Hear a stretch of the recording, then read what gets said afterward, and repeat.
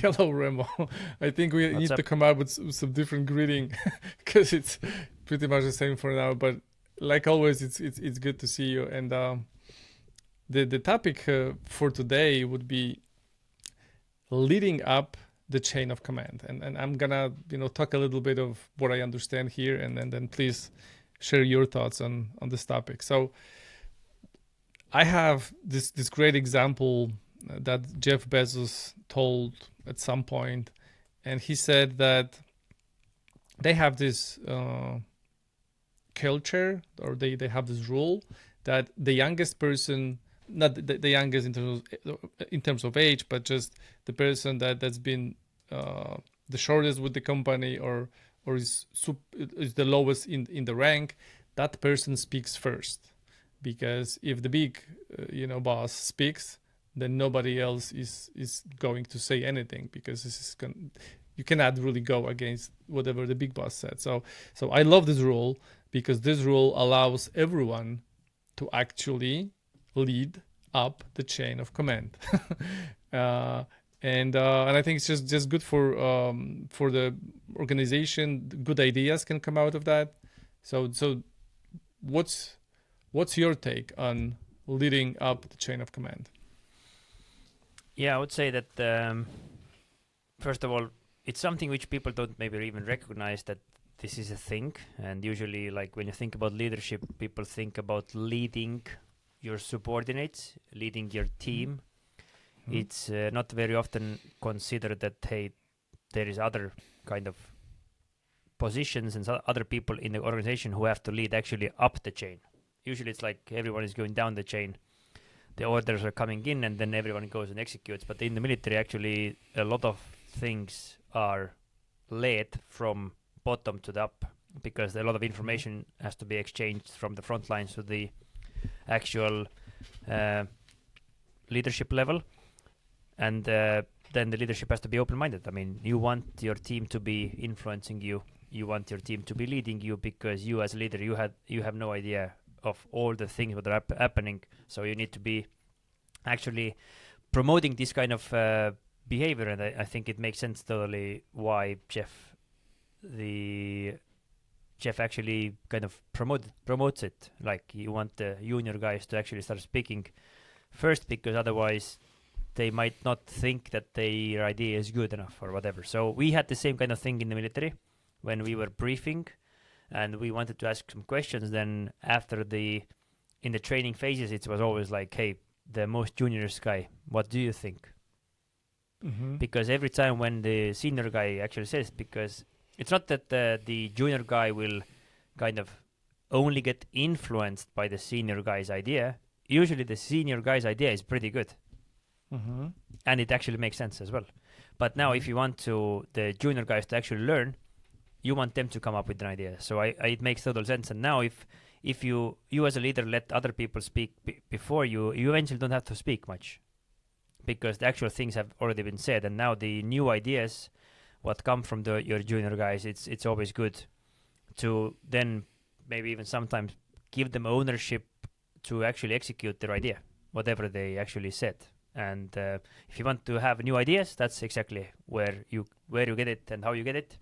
You need it from your team, and you have to create this kind of culture where they are not afraid to open up their mouth. Mm-hmm.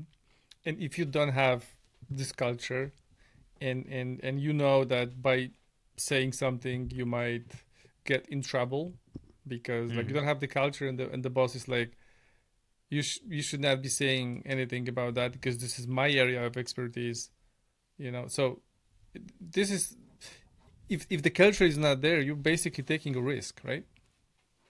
Well, yeah, I mean, you are taking a risk, but I wouldn't do it in a way where you are kind of taking a risk.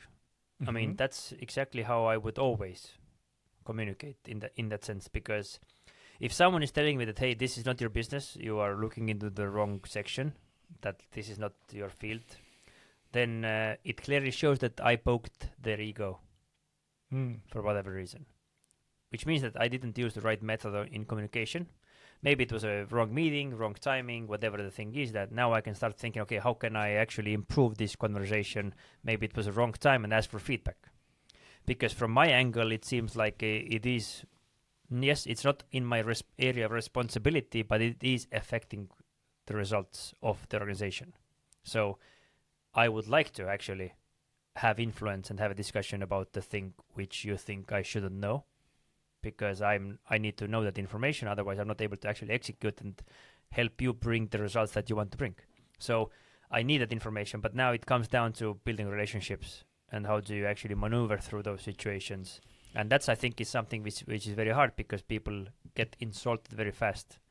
Even when someone micromanages you, you kind of, hey, I have a micromanaging boss, but instead what you should do is that you should lead up the chain of command. So why are they micromanaging you? Because maybe they don't trust you.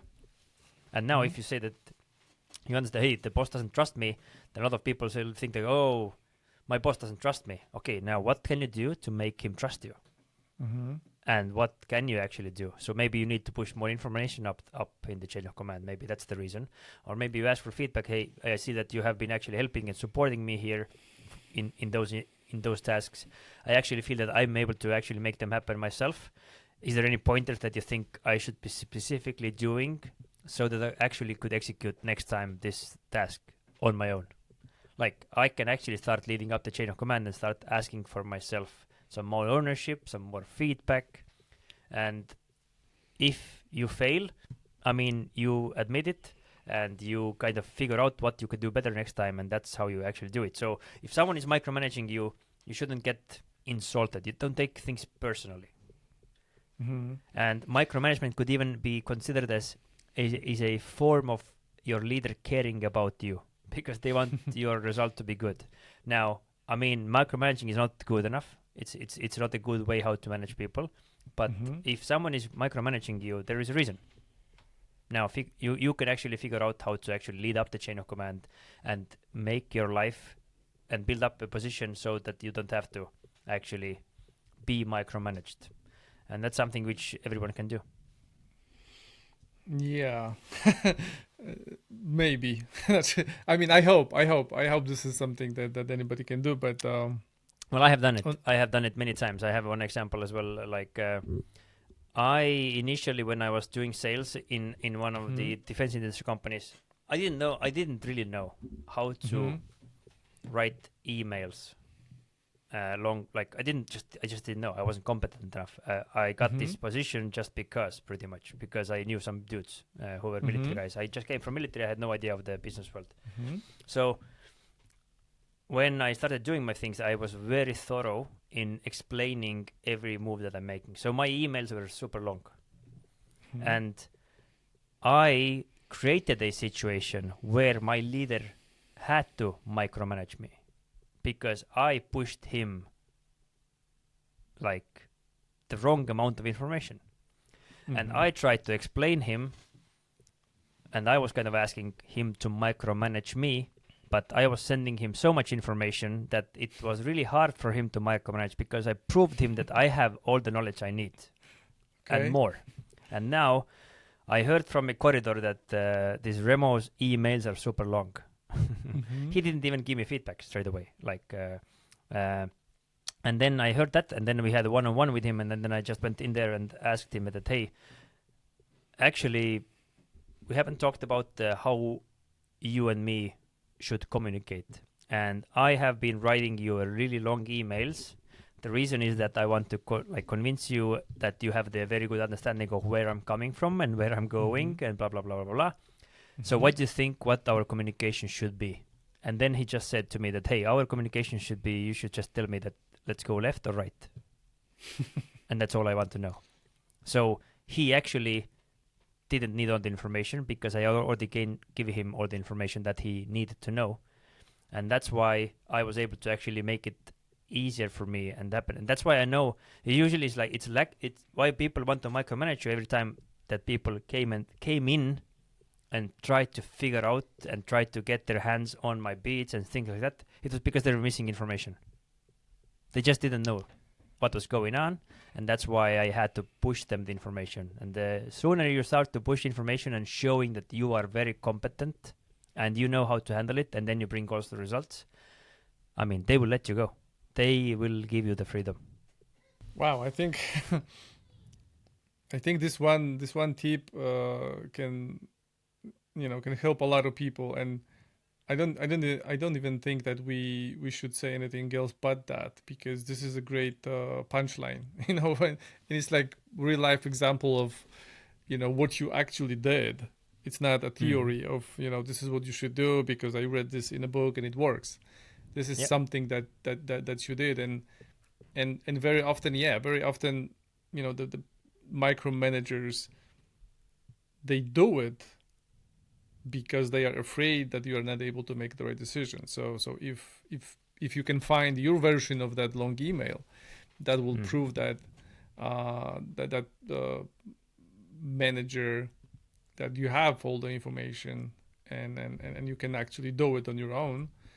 I think that's a great example of how to lead up the chain of command, but also on your side, like how to take ownership of what you do and do it in a way that the manager is not trying to micromanage you, because you gain his trust and now you're making decisions on your own. So I think this Yep. is a perfect summary and perfect story that probably anybody can implement.